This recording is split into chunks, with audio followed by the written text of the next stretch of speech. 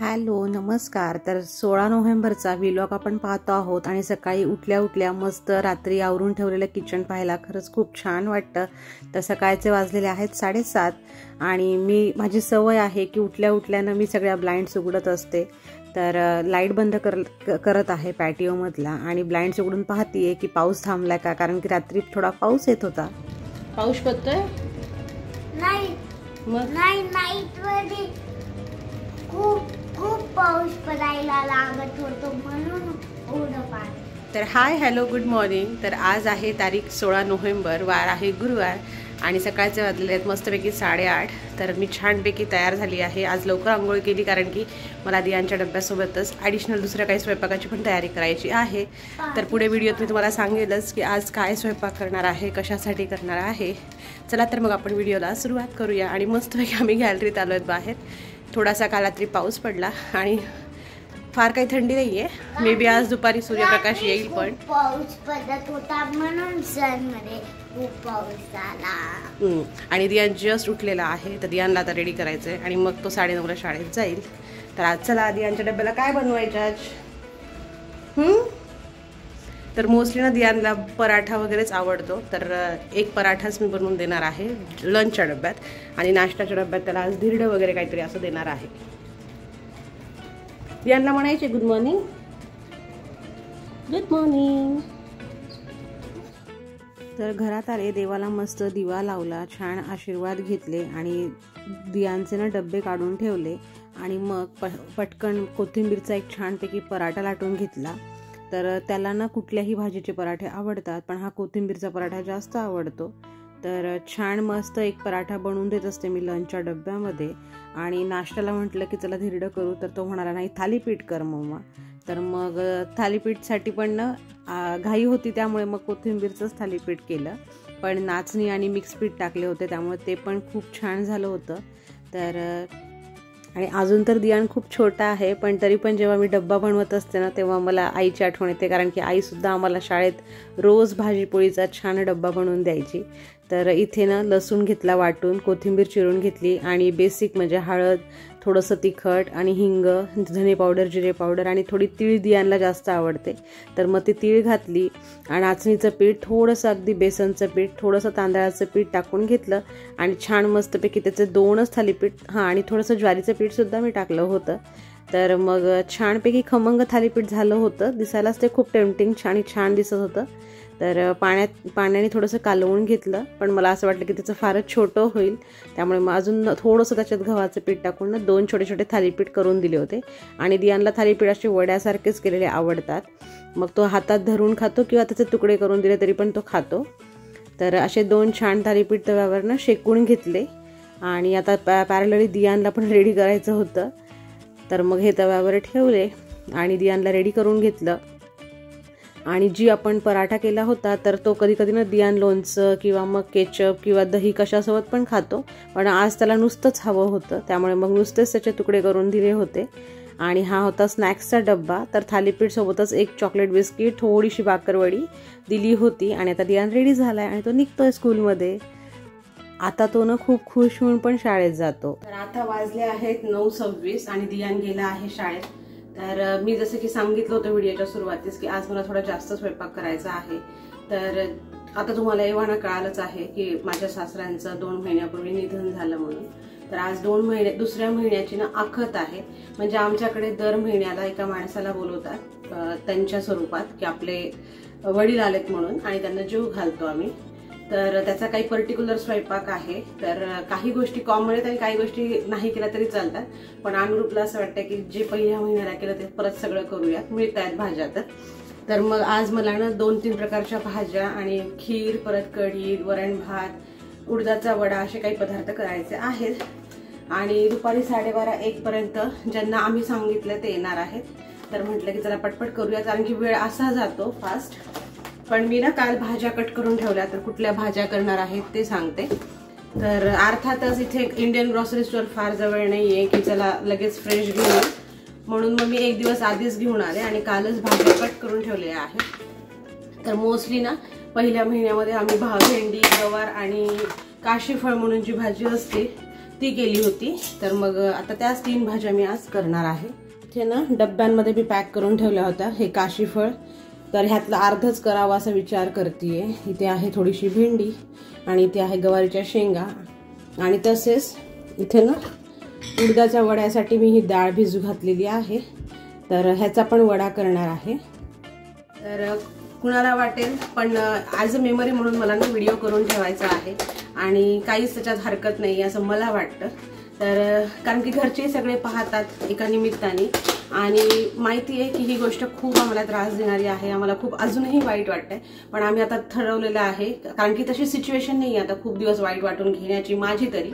त्यामुळे मी ना भरपूर त्रास करून घेतला. मला अजूनही वाईट वाटतंय की का असं घडलं आणि भरपूर काही रिझन आहे. म्हणजे तुम्ही मागच्या व्हिडिओत मी बोललेलीच आहे तुम्हाला. तर पण आता ठरवलंय की नाही, काय होतं ना आपण नाराज राहतो तर आपल्या घरातले सगळे नाराज राहतात आणि घरात एक निगेटिव्हिटी वाटते सारखी सारखी, तर ती मला नको आहे. आणि आता आजपासूनच मला ना नाही, आज 16 तारीख आहे, तर फक्त 2-3च दिवस राहिले आहे आणि आता शेवटचं माझं ट्रायमिस्टर चालू होणार आहे. 3rd ट्रायमिस्टर म्हणजे 7वा महिना मला लागणार आहे. त्यामुळे म्हटलं की चला आता शेवटचे काही दिवस, कारण की या प्रेग्नन्सीतनं स्टार्टिंग पासून पहिलेच खूप जास्त त्रास होत होता आणि खूप वेळा रडलीये, हे झालंय. तर मला कुठेतरी असं वाटतंय की नको, आता शेवटचे काही दिवस तरी थोडं कमी म्हणजे आपण विचार करूयात. काही गोष्टींचा विचार येतच असतात डोक्यात, वाईट वाटतच असतं, घरच्यांची आठवण येते, कधी बरं नाही वाटत, अशा सारख्या गोष्टी होत आहेत. पण त्यात ना मी आता म्हटलं की चला व्हिडिओ करूयात, तुमच्याशी सगळ्यांशी बोलूयात, म्हणजे थोडंसं मला बरं वाटेल. तर चला मग आता 9:30 वाजलेत. मला ना म्हणजे एवढा वेळ लागणार नाही, 2-2.25 तासात सगळं होऊनच जाईल. पण तरी आपण म्हणतो अजून घर झाडायचे, थोडेसे भांडे वगैरे पडतातच, ते धुवायचे. तर वेळ असा निघून जातो आणि व्हिडिओ छोट्या छोट्या क्लिप करणार आहे, भाज्यांच्या डिटेल रेसिपी वगैरे नाही शेअर करणार. पण जे काही केलं ते थोडं जसं जमेल तसं मी शेअर करणार आहे. तर आय होप तुम्हाला हा व्हिडिओ आवडेल आणि तुम्ही पण समजून घ्याल की हा व्हिडिओ मी का केला आहे, कशामुळे केला आहे आणि तुम्हालाही छान वाटेल पाहायला. छान नाही वाटणार हा व्हिडिओ, पण म्हणजे जर आपण घेतलं तसं समजून घेतलं की हो चला बाबा आता आपल्याला हे करायचंच आहे आणि आपण आनंदाने करूयात तर छान वाटेल असं मला म्हणायचं होतं. अर्थातच आज परत आम्हाला कसं तरी वाटतंय. मला तर काल रात्रीपासूनच वाईट वाटत होतं. काल रात्री मी खूप कमी झोपली आहे, कारण की कुठेतरी सारखं वाटत होतं की असं घडायला नको होतं.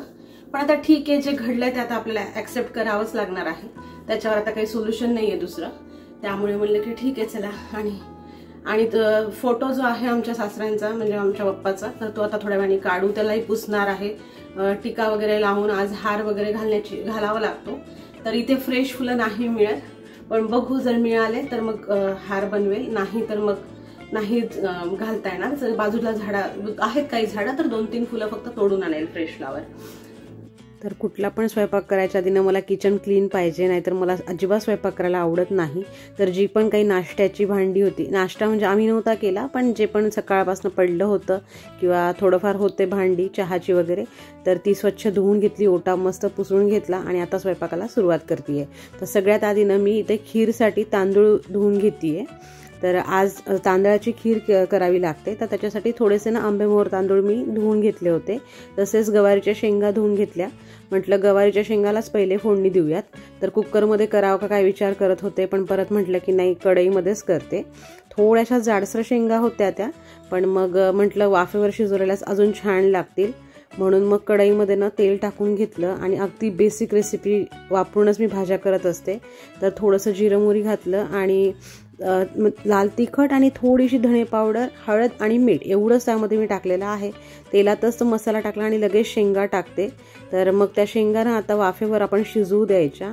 मीठ टाकून घ्यायचं चवीनुसार. आणि खूप जास्त आम्हाला गवारच्या शेंगा आवडतात अशा सिंपल पद्धतीनेच केलेल्या. तर व्हिडिओ तुम्ही नक्की पूर्ण पहा. तुम्हाला ह्या व्हिडिओमध्ये भरपूर पदार्थ पाहायला भेटणार आहेत, सगळ्यांच्या रेसिपी पाहायला भेटणार आहेत. आणि खूप घाईत म्हणजे व्हिडिओ केलेला आहे, पण हा व्हिडिओ खूप मोठा होता, त्याला एडिट करून तुमच्यासाठी मी तो कमी मिनिटामध्ये बसवलेला आहे. तर गवारच्या शेंगांना फोडणी दिली आणि मग म्हटलं की चला लगेच आता भेंडीची भाजीसुद्धा करून घेऊयात. तर भेंडीच्या भाजीसाठी एक पॅन ठेवला आणि खूप जण मला विचारतात की तुझे भांडे असे का आहेत. तर माझा गॅस आहे इंडक्शनचा. तर जर सपाट बुडाचं भांडं असेल ना तर पटकन भाज्या होतात, त्यामुळे मग मी शक्यतो अशा गोष्टी वापरते. आणि आपली नॉर्मल भेंडीची भाजी जिरं, मोहरी, लसणाचे तुकडे, हिरव्या मिरचीचे तुकडे टाकून मग हळद आणि हिंग टाकून भेंडी परतून घेणार आहे. तर भेंडीसुद्धा थोडीशी ना फार मऊ नाही आहे, त्यामुळे झाकण ठेवून मी तिला छान मध्ये हलवून वाफवून घेणार आहे. तर तुम्हाला आता थोडीशी ती चिकट झाल्यासारखी वाटत असेल, पण नंतर ना एकदा का ती मऊ झाली आणि मग उघडं तिला आपण खालीवर परतवलं की सगळा चिकटपणा भेंडीचा कमी होऊन जाणार आहे. त्यामुळे मी काही टेन्शन घेत नाही आहे. आणि इकडे पॅरलली ना गवारच्या शेंगासुद्धा हलवून घेत होते.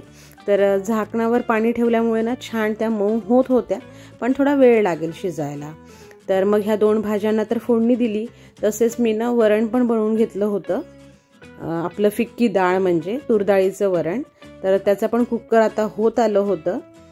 तर ते कुकर साईडला काढून घेतलं, थंड झालं, त्याची वाफ गेली आणि म्हटलं की चला आता डाळ पण छानशी ना हटून घेऊयात. तर तुम्ही पाहू शकता डाळ रवीची सुद्धा गरज नाही, किती छान ती हटल्या गेली आहे, मऊ शिजली आहे. तर मस्तपैकी ती डाळ काढून घेतली स्टीलच्या भांड्यामध्ये आणि त्यामध्ये चवीनुसार परत थोडीशी हळद, हिंग आणि थोडीशी साखर मी घालते, मीठ घातलं आणि आता हे मस्तपैकी कालवून ना छान बारीक आचेवर डाळला उकळी यायला ठेवून टाकणार आहे. तर आज ना फोडणीचं वरण नाही करत, फक्त पिवळंच वरण करतात असं सासूबाईंनी सांगितलं होतं, त्यामुळे मग ते वरण तसंच ठेवलं आहे. आणि लगेच मग एकदा भेंडीलाही हलवून घेतलं. तर तुम्ही आता बघू शकता की थोडा चिकटपणा कमी झाला आणि भेंडी थोडी अजून जास्त मऊ झाली आहे, पण आम्हाला अजून थोडी मऊ करायची आहे आणि थोडीशी क्रिस्पी पण करायची आहे. त्यामुळे परत झाकण ठेवणार आणि नंतर झाकण उघडं करून परत हलवणार. आणि सेम गवारच्या शेंगांना सुद्धा मी हलवून घेत होते. तर आता बघू तुम्ही शकता की ह्यातलं सगळं पाणी ना हे होऊन गेलंय, म्हणजे आटून गेलं आहे. आणि आम्हाला गवारच्या शेंगामध्ये ना थोडासा तरी शेंगदाण्याचा कूट आवडतो. त्यामुळे मी आता अगदी 1 चमचा शेंगदाण्याचा कूट टाकून घेणार आहे आणि मस्तपैकी आता ना परत त्या हलवून घेणार आहे. तर इथे शेंगा पण शिजलेल्या आहेत आणि खूप छान भाजी झाली होती गवारच्या शेंगांची सुद्धा. म्हणजे मला तर ना लहानपणापासूनच सगळ्या शेंगा किंवा सगळ्याच भाज्या मोस्टली आवडतात. अगदी नावाला 1-2च भाज्या असतील ज्या मला आवडत नाहीत. तर म्हणजे छान झाल्या होत्या गवारच्या शेंगा. आणि पॅरलली तुम्हाला दाखवतीये की घरात पसारा म्हणजे फार कमी आहे आज, कारण की लगेच म्हणजे पॅरलल काम करत होते. तर इकडे 2 भाज्या आणि वरण झालं आणि आता लगेच 10:30 पण वाजले, म्हणजे 1 तासात एवढंच झालं असं मला वाटत होतं. त्यामुळे म्हटलं की चला आता थोडीशी अजून स्पीड वाढवूयात. आणि हो, मला पाणी थोडं कमी प्यायची सवय आहे, पण आता आठवण ठेवून 1-1 तासानंतर 1 ग्लास ट्राय करते किंवा अर्धा ग्लास तरी पाणी पिते.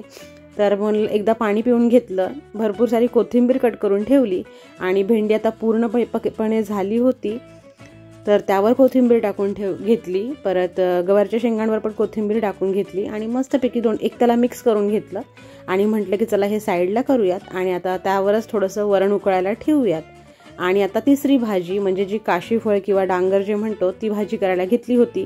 तर ही भाजी ना मी मागच्या वेळेस पहिल्यांदाच खाल्ली होती जेव्हा माझ्या नणंदबाईंनी केली होती आणि तेव्हा त्यांच्या हातची ती मला खूप आवडली होती.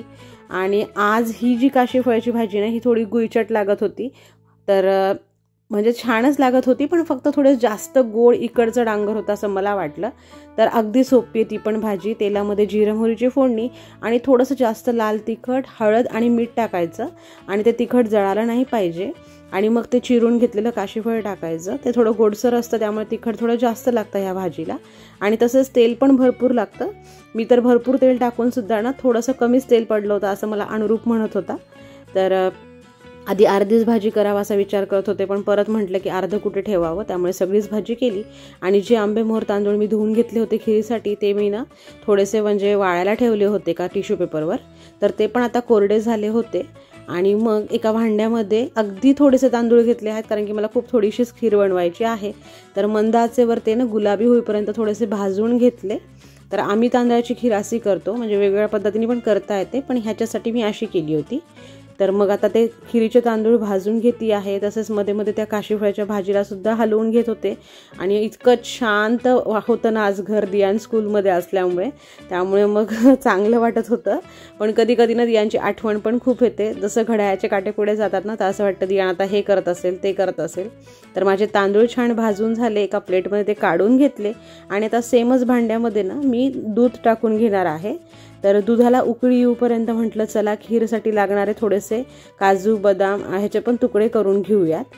आणि परत एकदा ना भाजीकडेही माझं लक्ष होतं कंटिन्यू की ती खाली लागू नये, कारण की स्टीलच्या कढईमध्ये मी करत होते. तर खाली नव्हती लागलेली, पण मग थोडी अजून मंद आच केली जेणेकरून त्याला तेल थोडं सुटेल, पण तेल जरा कमीच सुटलं होतं. पण चव खूप छान झाली होती भाजीची, छानच लागत होती ती पण भाजी. तर मग आता भाजी हलवून घेतली आणि काजू बदामचे थोडेसे तुकडे करून घेतले, थोडंसं चारोळी काढून घेतली.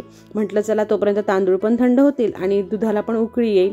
मग आता तांदूळ जेव्हा थंड झाले तेव्हा ना ते मिक्सरमध्ये मी थोडेसे फिरवून घेतले जाडसर. कोमट पण निघतात, पण थोडेसे गार होऊ दिले मी. आणि मग आता जाडसर त्याची ना पावडर करून घेणार आहे. ॲक्च्युली हा तांदूळ खूप बारीक आहे, त्यामुळे ना असा जरी टाकला तरी पण चालतो, पण माहिती नाही, मला थोडासा जाडसर दळून घ्यावा असा वाटला मिक्सरमधनं, त्यामुळे मी दळून घेतला. आणि खूप एकदम म्हणजे जेव्हा मी मिक्सरमधनं काढत होते ना तेव्हाच त्याचा वास खूप सुंदर येत होता. आणि खीर पण जे आले होते ते म्हणत होते की खूप सुंदर खीर बनवली आहे, कशी बनवली काय नाही. आणि काय माहिती, माझ्या हातचं जेवण खूप जणांना आवडतं इकडे, त्यामुळे असं वाटतं की चला व्हिडिओ करून ठेवूयात. आणि जेव्हा कोणाला सांगितलं ना की व्हिडिओ बनवलेला आहे की लगेच सगळे इतके खुश होतात आणि म्हणतात आम्ही नक्की पाहू, आम्हाला त्याचा उपयोग होईल, तेव्हा छान वाटतं. तर खीरमध्ये ना ड्रायफ्रूट्स थोडेसे टाकले, चारोळी थोडी टाकली आणि आता वेलची पावडर टाकून घेते आहे. आणि ही खीर ना मस्त मी मंद आचेवर खूप वेळा म्हणजे हलवली होती आणि शिजू दिली होती, तिला छान मस्त घट्ट होऊ दिली होती, त्यामुळे ती कदाचित खूप चविष्ट लागत होती. पण खीर हा प्रकार मला आवडत नाही, त्यामुळे मी त्याची चव काही पाहिली नाही. तर आता माझी काशीफळची भाजीसुद्धा झाली होती, त्यावर पण छान कोथिंबीर टाकून घेतली आणि म्हटलं चला पॅरलली भांडे पण रिकामे करून घेऊयात. तर मग कढईतनं ना गवारीच्या शेंगा काढून घेत होते. तर थोडंसं शेंगदाण्याचं कूट तेल वगैरे हाताने काढून घेतलं, कारण की माझी आधीपासून घरची सवय आहे ती, आई पण असंच सगळं व्यवस्थित काढत असते, त्यामुळे मग मी तसंच काढून घेत असते. आणि खिरीला पण आता एक उकळी आली होती, तर फिरवून घेतलं आणि त्यामध्ये ना साखर टाकली. तर फार गोडसर खीर नव्हतीच ती, कमीच साखर टाकली होती मी. तुम्ही तुमच्या आवडीप्रमाणे साखर घालू शकता, पण थोडी कमी गोडच छान लागते. आणि तसेच आता ना पंचामृत राहिलं होतं, तर म्हटलं चला त्याची तयारी करूयात. तर पंचामृतसाठी ना मी चिंच इथे पाण्यात भिजत घातली. तर हे पण मला पंचामृतनं माझ्या ननंदबाईंनी जेव्हा केलं होतं तेव्हा खूप आवडलं होतं. माझ्याही हातचं छान लागत होतं, पण काय माहिती मला ते जास्त आवडलं होतं. तर हे माझ्या मैत्रिणीला जे आज आले होते त्यांना आवडलं होतं, तर ती पण म्हणे बरं झालं रेसिपी रेकॉर्ड केली, मी नक्की पाहीन. तर पंचामृतसाठी ना मी मिरच्या कट करून घेतल्या, थोडंसं लसूणची एक पाकळी कट करून घेतली आणि आता ना शेंगदाणे भाजून घेत आहे. शेंगदाणे भाजून झाल्यानंतर तीळही भाजून घेतली. तर तीळ कशी तडतड उडाली पाहिजे ते मी इथे रेकॉर्ड केलेलं आहे.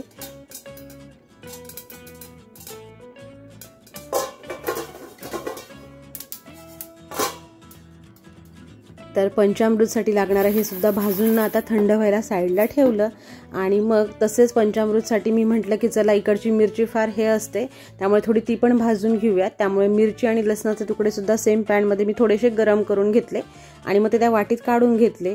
आणि आता सगळं लक्ष खीरकडे होतं की ती खाली लागू नये, म्हणून मध्ये मध्ये तिला पण हलवत होते. तर किती दाटसर खीर आता झाली तुम्ही बघू शकता. आणि हे जे काढून ठेवलं होतं साईडला पंचामृतचं सामान, ते पण आता थोडंसं थंड झालं आहे.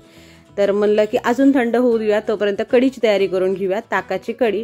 तर ताकाची कढीची रेसिपी तर तुम्ही नक्की पहा, खूप सुंदर झाली होती. तर ताक बनवून घेतलं दह्याचं, तसेच लाल मिरची आणि थोडेसे ना मेथी दाणे काढून घेतले एका म्हणजे एका बाउलमध्ये. आणि नॉर्मल जी अशी फोडणी देतो ना आपण तसंच फोडणी दिली, जिऱ्याची, मोहरीची, परत कढीपत्ता, हिरव्या मिरचीचे तुकडे आणि एक लाल सुकी मिरची आणि थोडेसे मी मेथी दाणे टाकले होते.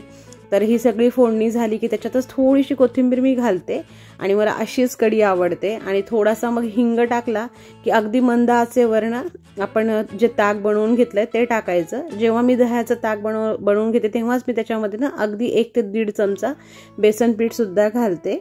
आणि मला अशी ना पांढरी शुभ्र कढीच जास्त आवडते आणि खूप घट्टही नाही आणि खूप पातळही नाही. तर मग कढीत अनुरूप मला म्हणत होता की जास्त करू नको, पण बरं झालं मी कढीत म्हणजे जास्त नाही पण केली थोडीशी आणि तीच कढी खूप आवडली होती सगळ्यांना. तर आता कढीला छान फोडणी देऊन घेतली आणि मग आता तिला सुद्धा उकळी येऊ देणार आहे. तर आधी मंद आचेवरच ठेवणार आहे मी, जेणेकरून कढी फुटू नये. तर आता मंद आचेवर कढी ठेवली आणि बघितलं तर तीळ आणि हे शेंगदाणे अजून थोडेसे गरम वाटत होते. खीरला एकदा हलवून घेतलं, मंद आच केला त्याचा सुद्धा. आणि आता म्हटलं चला कणिक भिजवून घेऊयात. तर मला कधी पण ना कणिक खूप आधीपासून भिजवून ठेवायला नाही आवडत, जेणेकरून त्या पोळ्या मग अशा पांढऱ्या शुभ्र होत नाहीत. तर एक अर्धा पाऊण तास आधी कणिक मी भिजवते तर मग आता अर्धा स्वयंपाक झाल्यावर मी कणिक भिजवायला घेतली आणि म्हटलं पाय थोडे दुखतात तर 5 मिनटं त्यानिमित्ताने बसल्या पण जाईल खाली, म्हणून मग आता खाली बसून कणिक भिजवून घेतलं. आणि खूप छान ना कणकेला मी मळून घेते, त्यामुळे माझ्या पोळ्यासुद्धा मऊ होतात. तर इथे दाखवते मी की कणिक भिजवून झाल्यानंतर अगदी 3 ते 4 मिनटं मी परत तिला मळून घेतलं होतं म्हणून. आणि आता परत थोडंसं पाणी पिऊन घेते, कारण की आपण असं म्हणतो, पण मला ना आता काम करता करता तहान लागते आणि मी इग्नोर करायच्या आधी जाऊ दे पिता येईल वगैरे, पण नाही आता आठवण ठेवून पिते. आणि तसेच ना अनुरूपने एक फ्रूट खाल्लं होतं, तर ते फ्रूटमधलं अर्ध त्यांनी काढून ठेवलं होतं माझ्यासाठी, मग ते पण खाऊन घेते. कारण की मला इथे कढी उभं राहून हलवायचीच होती आणि आता माझी कढी होत आली आहे. तर म्हटलं चला छान झाली आहे, त्यावर पण आता कोथिंबीर टाकून घेऊयात आणि गॅस बंद करूयात. तर तुम्हाला कढीची रेसिपी कशी वाटली हे नक्की सांगा. आणि आता पंचामृतचं जे सामान होतं ना वाटीत काढून ठेवलेलं साहित्य, सामान नाही साहित्य, तर ते थंड झालं आहे, तर म्हटलं चला ते पण करून घेऊयात. मग मिक्सरच्या भांड्यामध्ये ते काढलं, आधीचं जे तांदूळ वाटलेले भांडं होतं ते धुवून घेतलं आणि आता पंचामृत त्यामध्ये जाडसर फिरून घेणार आहे मी. तर पंचामृतच्या वेगवेगळ्या कदाचित रेसिपी असतील, पण मला जसं माझ्या ताईंनी बनवलं होतं मी तसंच बनवलं होतं. थोडंसं कदाचित वेगळं झालं असेल, पण छान लागत होतं, पण त्यांच्या हातचं तर मला अजून आवडलं होतं. तर मग पंचामृतसाठी ना चिंचेचा कोळ पण करून घेतला आणि आमच्याकडची मिरची नाही तिखट नव्हती, तर म्हटलं चला ॲडिशनल थोडे मिरचीचे तुकडे पण टाकूयात फोडणीमध्ये. मग परत त्याला पण फोडणी देऊन घेतली, तेलामध्ये जिरं मोहरी ते मिरचीचे तुकडे आणि मग ते जे पंचामृत आपण म्हणजे काढलं ना मिक्सरमधनं जाडसर, शेंगदाणा तीळ वगैरे ते सगळं आता मी ना मंद आचेवर थोडंसं भाजून घेते. मला नक्की आठवत नव्हतं की ते भाजायचं का नाही, पण मला तरी असं वाटलं की थोडं भाजून घ्यावं. मग त्यामध्ये हळद आणि मीठ टाकलं, पण ते फारच मला असं वाटलं की चव लागेल की नाही, त्यामुळे मी थोडंसं लाल तिखटसुद्धा टाकलं. आणि मग लाल तिखट वगैरे टाकून मिक्स करून घेतल्यानंतर ह्यामध्ये ना चिंचेचं जे पाणी होतं ते टाकलं. तर चिंचेचं पाणी थोडं जास्त टाकलं होतं मी, कारण की म्हटलं चला ते मऊसत शिजू द्यावेत शेंगदाणे आणि तीळ वगैरे. आणि काय माहिती स्मेल खूप छान येत होता जेव्हा म्हणजे चिंचेचं पाणीच टाकलं तेव्हाच. आणि ही चिंचणं सासऱ्यांनीच आणली होती म्हणजे नांदेडला बाजारातनं, आणि ती खूप चविष्ट आहे, त्यामुळे त्यांची परत मला आठवण येत होती. पण म्हटलं नाही आता विचार करायचा नाही. आणि तर लगेच चवीपुरता त्याच्यामध्ये गुळ पण टाकून घेतला, कारण की हे पंचामृतनं आंबट गोड खूप छान लागतं. आणि तुम्हाला आता असं दिसायला ते वेगळं दिसतंय, पण एकदा झाकण ठेवून वाफवून घेतलं ना की छान त्याला तेल सुटतं आणि खूप सुंदर पंचामृत दिसतं. आहा, तुम्ही पाहू शकता की ते छान दिसतंय. तर परत त्याला मी थोडंसं अजून मला ते ओलसर वाटत होतं, तर मला कळत नव्हतं असंच ठेवू का थोडं कोरडं करू. मग एक कोथिंबीर टाकून ठेवली आणि झाकण न झाकताना त्याला 5 मिनटं हलवून घेतलं आणि गॅस बंद करून टाकला. आणि आता शेवटीनं मी भजे बनवायला घेत होते. तर आईने यावेळेस मुगाच्या डाळीचं पीठ दळून दिलं होतं फ्रेश, त्यामुळे भजेसुद्धा खूप सुंदर झाले होते. ते पीठ घेतलं, कोथिंबीर चिरून टाकली, ओवा, जिरे पावडर, धने पावडर, हळद, तिखट, मीठ सगळं टाकून घेतलं. आणि आता म्हटलं थोडासा कांदा टाकूयात, साधे भजे तर करावेत की नाही कळत नव्हतं. मग अगदी बारीकसर असा कांदा फास्ट चिरून घेतला. आता मात्र घड्याळ भरपूर पुढे गेलं होतं, त्यामुळे वेळ पण कमी होता, पण म्हटलं चला पटपट करूयात. मग कांदा मिक्स करून घेतला, त्यामध्ये परत थोडी कोथिंबीर टाकली. आणि भज्याचं पीठ कालवताना असं वाटलं की अरे फार कमी भजे नको व्हायला, कारण की मला स्वतःलाच भजे ना फार खावे वाटत आहेत आता या प्रेग्नन्सीमध्ये. दियांलाही खूप आवडतात, अनुरूपलाही आवडतात आणि म्हटलं जे येणार आहे त्यांनाही आवडतात, म्हणून थोडंसं अजून पीठ टाकलं आणि परत मिक्स करून छानपैकी मस्त कालवून घेतलं. तर कुठलाही स्वयंपाक ना हा व्यवस्थित पद्धतीने केला की तो खूप छान बनतो, त्यामुळे मस्त हाताने एकदम असं व्यवस्थित भज्याचं पीठ कालवून घेतलं आणि म्हटलं चला आता हे साईडला ठेवूयात. तर खरंच मूग डाळीचं पीठ वापरल्यामुळे ना भजी खूप छान लागत होती. आणि आता पंचामृत पण ना बऱ्यापैकी थंड झालं होतं, थंड म्हणजे वाफल्या गेलं होतं, कारण की इथला गॅस माझा बऱ्यापैकी वेळ गरम राहतो. तेही वाटीत काढून घेतलं आणि छान झालं होतं पंचामृत. तर तुमची काही वेगळी रेसिपी असेल तर मला नक्की सांगा. आणि आता ना जी उडदाच्या डाळीसाठीचा वडा करायचा होता, तर ती डाळसुद्धा मी ना ह्याच्यावर ठेवली होती म्हणजे टिश्यू पेपरवर, आणि जसं स्वयंपाक होत होता तसं डायनिंग टेबलवर ना आणून ठेवत होते सगळं, कारण की माझं किचन फार छोटं आहे. आणि उडदाच्या डाळीच्या पिठासाठी सुद्धा ना वड्यासाठी सुद्धा ना बाउलमध्ये तीळ कोथिंबीर घेतली, थोडेसे कढीपत्त्याच्या पानांचा चुरा टाकला करून, आणि तीळ थोडी टाकली, जिरे टाकले, हळद मीठ टाकलं आणि थोडीशी धने पावडर जिरे पावडर ह्यामध्ये पण टाकली. अगदी 2 लसणाच्या पाकळ्या मिक्सरमधनं बारीक करून घेतल्या त्या टाकल्या. आणि मग आता डाळ जाडसर पाणी न टाकता वाटून घेतली होती. हा उडदाचा वडा एवढा चविष्ट आणि मस्त कडक कुरकुरीत असा झाला होता. तुम्ही नक्की पहा ही रेसिपी. आणि छान हाताने व्यवस्थित ते सुद्धा सगळं कालवून ठेवलं. तर मागच्या महिन्यातनं मला उडदाचा वडा जमला नव्हता, घाई होती खूप आणि म्हणजे व्यवस्थित झाला नव्हता माझ्या हाताने, पण यावेळेस खूप छान झाला होता. तर इथे मस्तपैकी ना हाताला थोडंसं तेल लावून घेतलं, कारण की उडदाची डाळ थोडी चिकट असते. आणि मस्तपैकी सगळं कालवून ठेवलं, जेणेकरून जेव्हा वडे करायचे आहे तेव्हा मग वेळ नको जायला म्हटलं. आणि छान कालवून घेतल्यावर साईडला ठेवलं. आणि आता लास्टला मस्तपैकी भात लावून घेतला, कारण की गरम गरम भात सगळ्यांनाच आवडतो, तर म्हटलं की तो शेवटीच लावूयात. आणि अगदी साधा भात, म्हणजे आपलं मीठ आणि नकळत तूप टाकून घेतलं गरम पाण्यामध्ये आणि धुतलेले तांदूळ. तर हा असा सोपा साधा भात आपला लावून घेतला. सो आता फक्त चपात्या राहिलेल्या आहेत आणि भजी आणि वडे तळायचे राहिलेले आहेत. मी कपडे चेंज करून आले आणि बऱ्यापैकी सगळं इकडे ठेवलेलं आहे. तर आता हे साईडला काढून घेतलंय आणि ताट वगैरे पण ठेवून घेतलं. तर आज पॅरलली आवरत होते मी, त्याच्यामुळे भांडेही भरपूर विसरले. आता एवढेच भांडे फिरलेले आहेत. इथे आहे वड्याचं ताट, कढईत तेल टाकते आता, ते तापलं की मग तळते. इकडे भात झालं. तर कढईमध्ये तेल तापायला ठेवलं आणि म्हटलं चला वडा आता ना थापून घेऊयात. तर मला आईने सांगितलं होतं की हे वडे ना पॉलिथिनवर थापायचे, हातावर थोडे अवघड पडतात. तर मग एक कॅरी बॅग घेतली नॉर्मल म्हणजे आपली, त्याला थोडंसं तेल लावून घेतलं आणि खूपच छान वडा लगेच जमला. तर मला तो खूपच छान वाटला म्हणजे करायला. आणि म्हटलं की चव पण खूप छान लागते, दियानलाही खूप आवडला. तर हा पहिला वडा करून बघितला, हा दुसरा करून बघितला आणि छान पटकन जमत होते आज. त्यामुळे मग 4 वडे आधी करून घेतले मी निवदासाठी. आणि तुम्ही नक्की सांगा तुम्हाला हा वडा वगैरे कसा वाटला, किंवा हा व्हिडिओच एकंदरीत कसा वाटला, रेसिपी आवडल्या का, किंवा मग तुमच्यासाठी युजफुल आहे का नाही आहे. हा नाहीतर काय होतं ना, रेकॉर्डिंग म्हणजे स्वयंपाक करताना छोट्या छोट्या क्लिप रेकॉर्ड करत करत स्वयंपाक करायला भरपूर वेळ लागतो. आणि तेवढं सगळं मेहनत घेऊन जर कोणी काही म्हटलं नाही ना, मग असं वाटतं की अरे हा व्हिडिओ आवडला की नाही की वगैरे. तर ठीक आहे, मला आठवणींसाठी तर व्हिडिओ करायचाच आहे, कोणी कॉमेंट करावं म्हणून नाही केलेला, पण एक सांगतीये. तर हा माझा पहिला वडा तळून दाखवला मी, खूप छान कुरकुरीत झाला होता, मस्तपैकी कडक. मग अजून 2-3 वडे करून घेतले. आणि आपण हे वडे तळताना पण ना, म्हणजे फार मोठ्या आचेवर नाही तळायचे किंवा फार बारीक आचेवर पण नाही, जेणेकरून ते कुरकुरीत होतात. जर मोठ्या आचेवर तळले तर मग ते मऊ राहतात. मी अष्टमीला होते दसऱ्याच्या वेळेस मम्मीकडे, तेव्हा मी हा वडा पाहिला होता. तर मला ह्याच्या पहिल्या महिन्याच्या वेळेस जेव्हा केलं तेव्हा जमला नव्हता, पण आज छान जमला, त्यामुळे थोडं छान वाटतंय. आणि आता फक्त निवद्यापुरते तळून घेते थोडेसे भजी आणि वडे, आणि मग अजून थोडंसं तेल टाकून नंतर पोळ्या झाल्यावर परत तळणार आहे. तर आपल्याला किती आनंद होतो ना जेव्हा एखादी गोष्ट एकदम छान बनते. तर हो, मला खूपच छान वाटत होतं.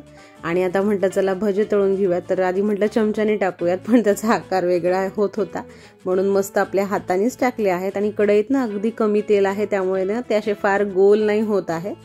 तर भजे तळायला टाकले तेव्हाच माझी फ्रेंड आली होती. तर ती पण म्हणे अगं वास ना छान बाहेरपर्यंत येतोय. तर मी म्हटलं अगं तळायचं करते त्यामुळे येत असेल.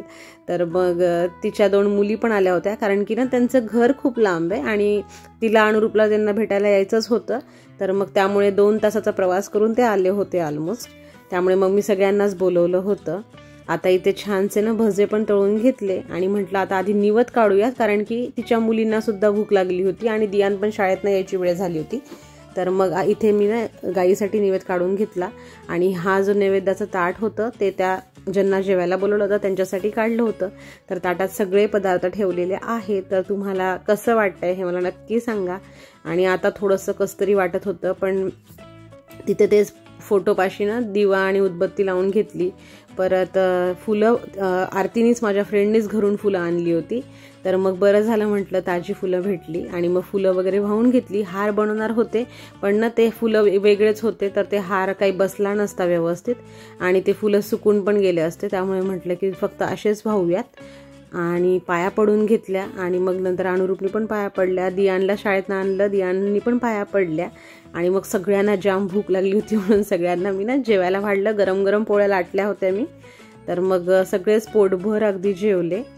आणि अगदी थोड्या वेळासाठी ना खरंच खूप कसतरी वाटत होतं, पण रडायचं नाही ठरवलं होतं, त्यामुळे मी अजिबात त्यावेळेस तरी रडले नाही.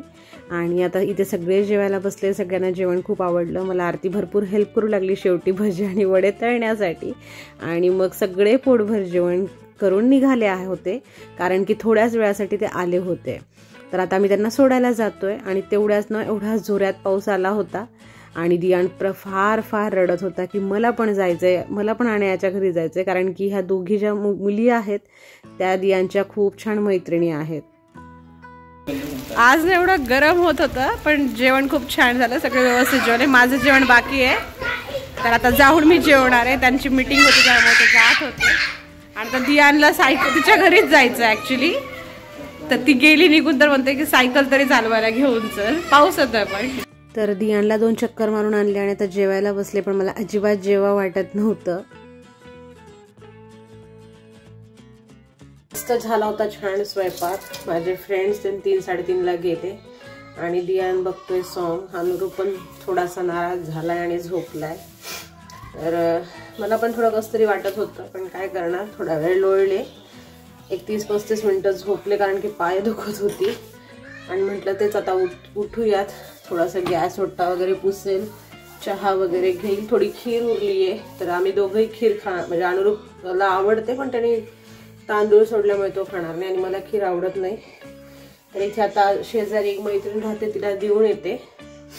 आणि तेच जरा गॅस वगैरे पुसा म्हटलं, कारण थोडासा खराब होतोच.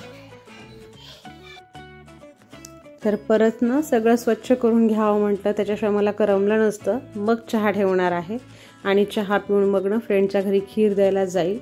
थोडंसं काम माहीत नाही, परत उदास वाटत होतं. तर स्वयंपाक छान झाला होता, फक्त तिची डांगरची भाजी होती ना काशी फळची, ती थोडीशी जास्त शिजली होती गडबडीमध्ये.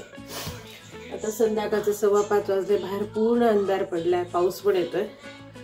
पण इथे शेजारी राहते एक मैत्रीण, त्यामुळे ती खीर देऊन यावं म्हटलं.